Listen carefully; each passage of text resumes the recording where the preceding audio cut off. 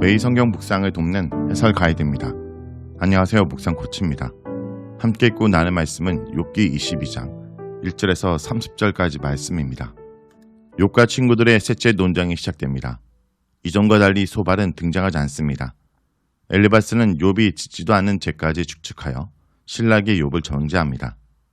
엘리바스의 논점은 한결같이 하나님의 심판이 욥의 죄에서 비롯된 결과라는 것을 말합니다. 1절에서 11절을 보겠습니다.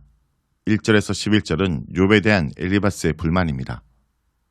현실에서 승승장구하며 하나님의 심판에 피해가는 악인의 삶을 진술한 욥의 말에 분개한 엘리바스는 이제 단도직입적으로 욥이 죄인으로서 악을 저질렀다며 맹렬히 욥을 비난합니다. 엘리바스의 이러한 발언에서 그가 첫 번째와 두 번째 발언할 때보다 무척 격앙되어 있음이 나타납니다. 그는 첫 발언에서 인간보의 원칙과 하나님의 긍휼과 보호를 논하며 욥을 위로하려고 했습니다. 두 번째 발언에서 욥의 스스로의 지혜 있다 주장을 반박하고 악인에게 닥치는 공경에 대해서 교훈했습니다. 이제 그는 욥을 가혹하게 죄인으로 몰아넣습니다. 빌닷과 서발보다 훨씬 긴 발언, 논리정연한 설교, 다양한 수사학적 표현을 통해 언변 실력을 보여준 엘리바스의 발언은 드디어 마침표를 찍습니다. 엘리바스는 사람이 하나님께 아무런 유익을 주지 못함을 이야기하며 욥의 존재가 하나님께 아무 유익이 없음을 은근히 드러냅니다. 엘리바스 자신이나 친구들 또는 다른 지혜자들도 자기 자신에게 유익이 있을 뿐 하나님께 아무런 유익을 주지 못한다 말합니다. 하나님의 피조물로서 인간이 의롭게 살아도 하나님께 아무런 유익도 없고 기뻐하시지도 않는다 주장합니다. 엘리바스는 이런 주장을 통해 욥이 아무리 정직하다고 외치고 자신이 무죄라고 주장한다 해도 하나님은 별 관심을 두지 않는다는 사실을 욥이 깨닫기를 바랍니다. 엘리바스가 이런 논리를 통해 욥에게 의도하는 바는 욥이 죄인임을 지적하는 것입니다. 그는 계속되는 욥의 결백 주장에 신물이 나서 내가 하나님을 경외하는 이유로 하나님이 널 책망하시고 너와 함께 법정에 가서 너의 결백을 증명할 것 같냐 라고 질책합니다. 그러고는 욥, 너의 악이 크고 죄악이 끝이 없다 라고 말하며 욥을 신랄하게 정죄하고 비난합니다. 한편 엘리바스의 주장과 달리 성경은 인간에 대한 하나님의 끝없는 사랑과 긍휼과 관심을 증명하고 있습니다. 하나님은 이름을 부르며 자신의 백성을 지목하셨고 그와 동행하십니다. 자신의 백성을 보배롭고 존귀하게 여기고 사랑하십니다. 하나님을 버리고 우상을 섬기는 이스라엘 향하여 하나님은 긍휼히 마음에서 불붙듯 한다라고 말씀하십니다. 또한 하나님은 자신의 피조물인 인간이 하나님이 명령하신 대로 의롭고 성결한 삶을 살기 원하시며 기뻐하신다고 성경은 입증하고 있습니다. 인간이 죄를 지었을 때에도 하나님 말씀에 순종하여 흠없는 제물을 가져와 드릴 때 하나님이 이를 기쁘게 흠량하셨습니다. 빛과 소금과 같은 역할을 할 때 하나님께 영광이 된다고 예수님을 선포하셨습니다. 엘리바스는 세 친구 중에서 가장 덜 비판적이었던 자입니다.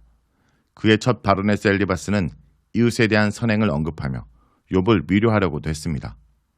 또한 하나님으로부터 징계를 받는 자가 복이 있다고 말하면서 하나님의 징계를 업신여기지 말고 받아들이라고 충고도 했습니다. 그러나 이제 엘리바스는 욥이 사회에 악하고 소외된 자들을 억압하고 학대하는 자라고 비난합니다. 그리고 욥에게 임한 모든 재앙이 바로 이 모든 죄악을 증명한다 주장합니다.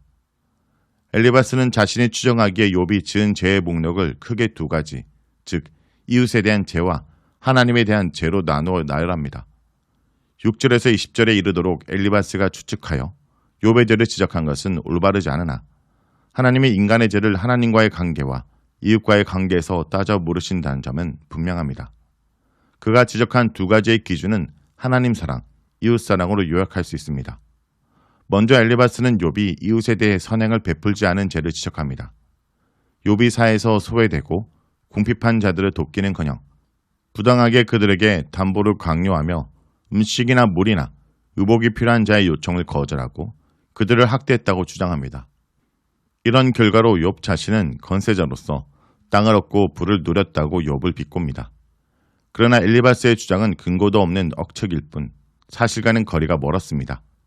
욥은 고아, 가부, 나그네, 장애인, 종 등 궁핍한 자들이 어려움 당할 때 발벗고 나서서 그들을 보호하고 그들이 당면한 문제를 해결해 주었고 권리를 되찾아 주었습니다. 욥이 이들을 아버지처럼 가족처럼 돌본 것은 사사로운 개인의 만족이나 다른 이들로부터 칭찬과 인정을 받기 위함이 아니라 하나님께 지음받은 피조물임을 인식했기 때문이며 하나님의 말씀에 따라 의와 정의로 행하였기 때문입니다. 욥의 이웃에 대한 태도와 행동은 이웃을 제 몸처럼 아끼고 돌보며 선을 베푼다는 것이 곧 하나님께 선을 베푼 것과 마찬가지라고 말씀하신 예수님의 말씀을 떠오르게 합니다. 엘리바스는 욥이 이웃에게 무자비하게 대했으므로 예기치 못한 어려움과 고통이 찾아온 것이라고 말합니다. 빌닷과 유사하게 올무와 두려움, 어두움 등을 언급하며 욥에게 닥친 재앙이 그의 죄에 대한 하나님의 심판이라고 단정합니다.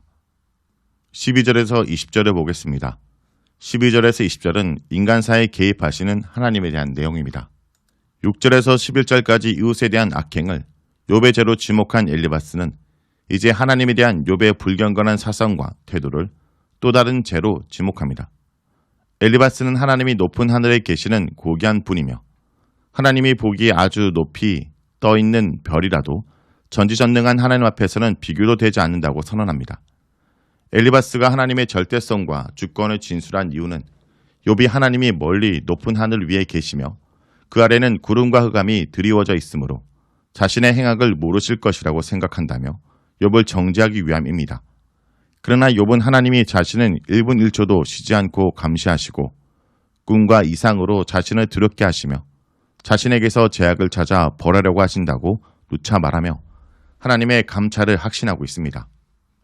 하나님에 대한 욥의 불경건한 생각을 질책한 엘리바스는 이제 욥을 악인으로 몰아세웁니다.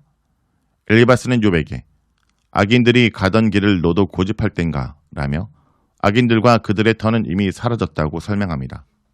또한 엘리바스는 욥이 21장에서 악인이 불경건하여 하나님의 존재를 인정하지 않음을 진술한 내용을 유사하게 인용하며 욥을 비웃습니다. 또한 욥과 같이 악인이 그런 식으로 하나님께 불경건했지만 하나님이 그들에게 평안한 삶을 주셨다는 데 동의합니다. 그러면서 또다시 욥의 말을 인용하여 악인의 계획은 나와는 상관이 없다네 라고 말하며 욥을 조소하고 엘리바스의 자신의 의로움을 나타냅니다. 그런 후 엘리바스는 악인의 이러한 번영은 잠시일 뿐 그들과 그들의 소유는 곧 패망할 것이며 의인들이 이를 목격하여 입증할 것이라는 최종 결론을 내립니다. 다음은 21절에서 30절을 보겠습니다. 21절에서 30절은 회개를 권면하는 내용입니다. 엘리바스는 욥에게 재앙이 욥 자신의 죄에 대한 하나님의 심판임을 인정하고 회개하여 하나님과 화해하라고 권고합니다. 하나님과의 관계가 회복될 때 욥에게 복이 임할 것이라고 말합니다. 욥의 영적인 삶에 변화가 생겨 하나님께 구하고 응답을 받게 될 것이라고 얘기합니다. 타인과의 관계에서도 변화가 생기며 심지어 그들을 도와 하나님의 은혜가 임하게 될 것이라 말합니다. 엘리바스가 욥에게 조언한 내용 자체는 참 회개가 무엇인지를 보여주는 옳은 말입니다. 그러나 좋은 자가 듣기 원하는 것은 교과적인 대답도 성경 구절 인용도 설교도 아닙니다. 상대방의 진술이나 사항을 진심으로 듣고 불쌍히 여기지 않은 채 지우친 관념이나 주관적 판단을 기초로 조언을 할 때 위로가 아니라 더 큰 상처를 줄 수 있습니다. 엘리바스 말은 옳습니다. 회개는 하나님과 화목하는 것이고 평화를 되찾는 일입니다. 자신의 말을 멈추고 하나님의 말씀이 그 안에 머물러 그를 인도하고 창조하도록 허락하는 일입니다. 악인의 길을 피하고 돌이키고 떠나는 것입니다. 그러면 하나님께서 새로 지으시고 모든 걸 회복해 주실 것입니다. 이렇게 엘리바스가 불의에 대해 말하면서 진정한 회개의 필요성을 강조하는 것은 옳습니다. 하지만 이것이 욥에게는 적용되지 않습니다. 욥이 약하고 교만해서 고난받는 것이 아니기 때문입니다. 엘리바스는 욥이 심각한 죄를 범한 악인이며 욥의 최대의 관심이 그의 재산을 되찾는 것이라고 생각합니다. 하지만 욥의 고민은 잃어버린 재산이나 자녀들, 건강이 아니라 의로운 자에게 고난을 허락하시는 하나님에 대한 것입니다. 그러므로 잘 알지도 못하며 함부로 사랑이라는 이름으로 회개를 명령하는 성급한 태도를 취해서는 안 되는 것입니다. 말씀을 놓고 기도하겠습니다.